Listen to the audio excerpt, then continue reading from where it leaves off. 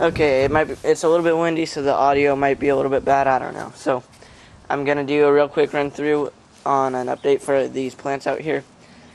Every single one is North American, or at least is, every single one of these is a hardy perennial, except for this one, which, I mean, I guess I would almost include it, but it's more tropical. And, let's see, Drosera scorpioides, it's a pygmy sundew, which is also kind of tropical. That's the same as the first one I showed, just a different plant, but it's the same species. Then Drosera regia is also tropical. Okay, so my Venus flytraps, they're back in growth. They're starting to make some nice looking traps again. There's a nice one. There's a couple of okay looking ones. I have a couple different varieties in here. I mean, I don't know the exact ones, but basically I have a kind that gets very red on the inside of the mouths, and I have a kind that stays completely green. And that's really basically it. I mean, I don't think there's anything besides that. I put some of these little Venus flytraps in other pots and whatever. You know, put some in there and whatever. This is my Sarracenia aluata. It is, I don't know. I mean, I think maybe it was aphids that caused this bizarre pictures. But it seems like some of the newer growth is growing normal, so I'm just going to hope I don't need to go and buy any insecticides. This is my Sarracenia rubra subspecies. Rubra. Starting to grow again, growing good, nothing spectacular. Sarracenia flava growing good, nothing spectacular. Another Sarracenia flava growing good, nothing spectacular. Then my northern dew thread starting to grow again. They'll probably get about this tall this year. I mean, maybe taller. I don't know. Then my staghorn sundews, right here, they're doing good. They've actually caught a couple of little flies. There's one right there. Then it's producing little offshoots through the roots like that one. And yeah, I have a few very young Venus flytraps in there. Let's see, my Sarracenia flava has made me a absolutely gorgeous flower.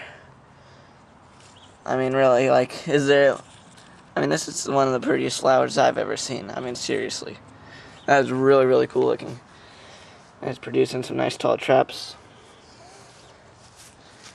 My Sarracenia purpurea is doing good. I guess it's purpurea, not purpurea, but it's pretty much the same thing. Got some good new growth coming up. Both growing points do. And yeah, my Drosera regia is growing okay. I think it could use maybe a little bit more humidity. I don't know it for sure, but as long as I don't kill it, I think it'll start looking nicer when like this fall when it cools down. But I'll have to bring it inside for the winter when it's really hot. I mean, not for the winter, for the summer when it's really hot. And for the winter when it's really cold.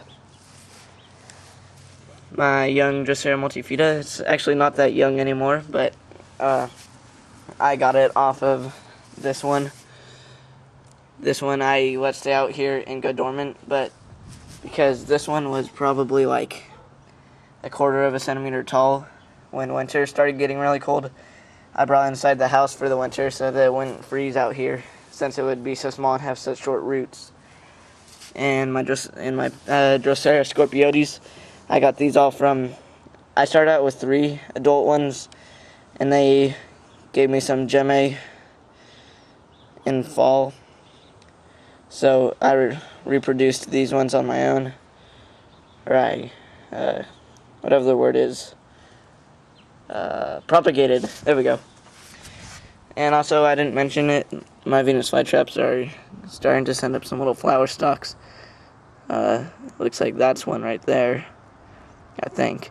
And then that one is for sure. And I have one right here. And yeah, I mean, there's more than that. I think I'll have about 10 flowers this year, but you get the point already, so.